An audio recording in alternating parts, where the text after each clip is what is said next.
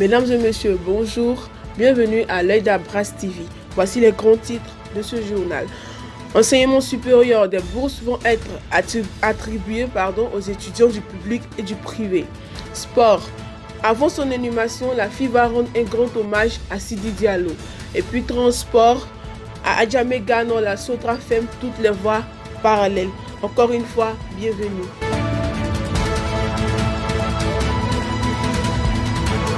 Encore une fois, bienvenue. Comme annoncé dans les titres, la session de la Commission nationale d'attribution de bourses au titre de l'année académique 2018-2019 s'est ouverte ce mardi à la salle de conférence de la direction de l'orientation et des bourses 6 à Abidjan Plateau. Le représentant du ministre, Adama Diawara, a rappelé que le retard accusé est dû à la crise sanitaire, empêchant tout regroupement pour mener à bien un travail de réflexion. Tout en indiquant que la session vise à attribuer des bourses aux étudiants des universités et grandes écoles publiques ainsi que des grandes écoles privées. Le prof Méité a salué notamment l'appui du président de la République, du Premier ministre pour que les étudiants bénéficient des bourses pour une meilleure formation et pour assurer la relève de demain. La pandémie du coronavirus a participé sans nul doute à emporter samedi dernier le président de la Fédération ivoirienne de football, Augustin Sidi Diallo. Un décès brutal qui affecte le monde sportif. Réuni lundi à la FIF, le comité directeur présidé par le premier président Sori Diabaté a décidé de lui rendre un grand hommage. Ainsi, il est prévu une cérémonie dans la cour de l'instance à la maison de Vert de Treichville le jeudi 26 novembre 2020. Son inhumation dans la stricte intimité familiale est prévue le vendredi 27 novembre 2020 à Djekanou, région du Bélier. Enfin, le samedi 28 novembre 2020, une grande cérémonie d'hommage du mouvement sportif au double champion d'Afrique des Nations 92-2015 aura lieu au Parc des Sports de Treichville à partir de 9 h. Une dernière activité qui tournera définitivement la page de l'homme qui a consacré toute sa vie au football. Continuons toujours dans le sport. Élection à la CAF. Après la suspension d'Ahmad Ahmad, Anouma désormais face à 3 candidats. Coup de tonnerre pour le football africain. Le président de la Confédération africaine de football, Ahmad Ahmad, a été suspendu par la FIFA pour une affaire de corruption le lundi dernier et ce pour une période de 5 ans. L'Ivoirien Jacques Bernard Anouma, candidat à la succession du Malgache, dans un entretien accordé ce mardi, a indiqué que Ahmad avait vraiment envie de faire des réformes, mais il avait en face de lui un bureau où tout le monde n'était pas solidaire. Face au Sud-Africain Patrice Motsepe, le Sénégalais Augustin Senghor et le Mauritanien Ahmed Yahya, désormais ses prétendus adversaires en attendant la décision de janvier prochain. L'ancien président de la FIF croit en ses chances et relève ainsi sa longue expérience de la vie associative.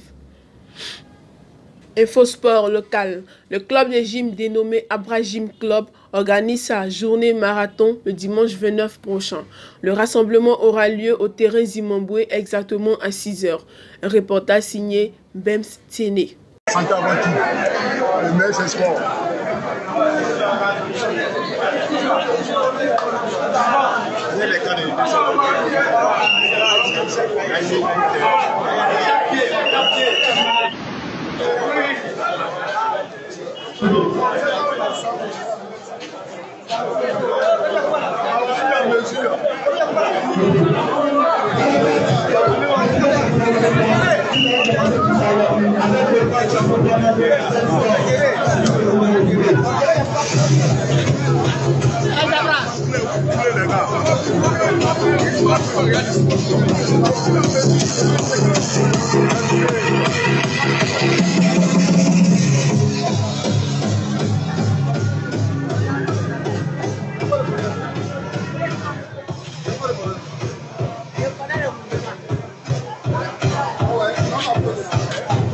Parlons de transport. C'est une innovation de taille qui vient de s'opérer à la gare Nord par les autorités de tutelle.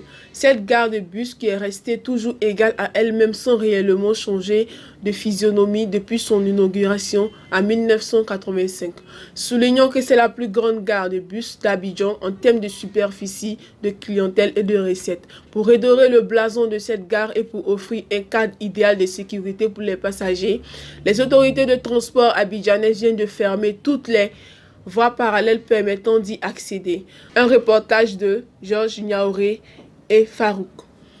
Inaugurée depuis 1985, la plus grande gare de bus du district d'Abidjan entreprend de faire de grands travaux afin d'offrir à sa clientèle un cadre plus agréable. En attendant de passer aux grands travaux, la société de transport abidjanaise a procédé à la fermeture de toutes les voies parallèles et clandestines permettant d'y accéder. Cette mesure renforcera sans nul doute l'indice sécuritaire de la gare Nord. Que pensent les passagers de cette gare? Écoutons.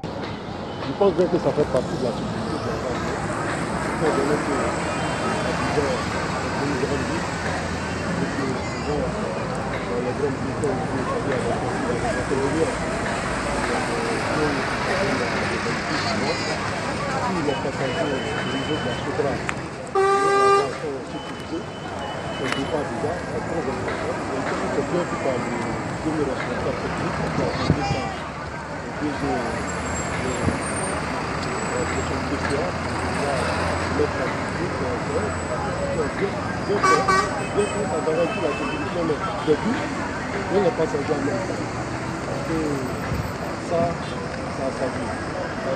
c'est la police qui est encore là, qui est en train de se dégrader. Le flanc de montagne là, s'ils pouvaient mettre un peu, mettre ça un peu de gazon, tout ça, de gazon, et puis maintenant on peut ça vraiment. Et là, ça va répondre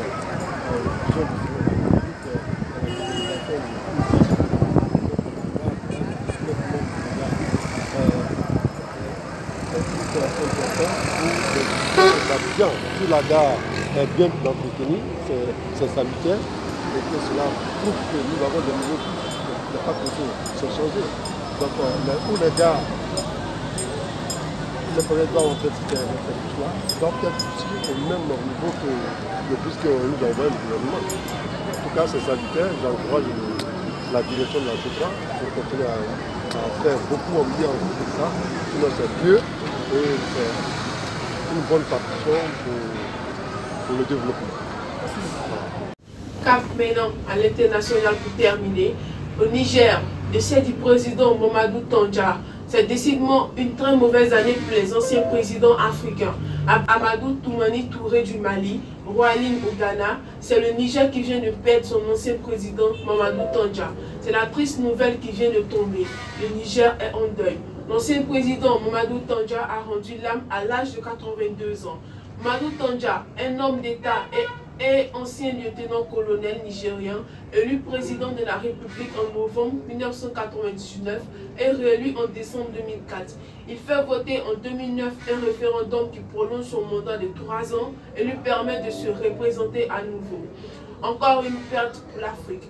Toutes nos sincères condoléances au peuple nigérien et à tous les Africains. Voilà qui met un terme à ce journal. Merci d'avoir suivi. Rendez-vous très prochainement pour une nouvelle édition. D'ici là, portez-vous bien et restez connectés sur l'œil d'Abras.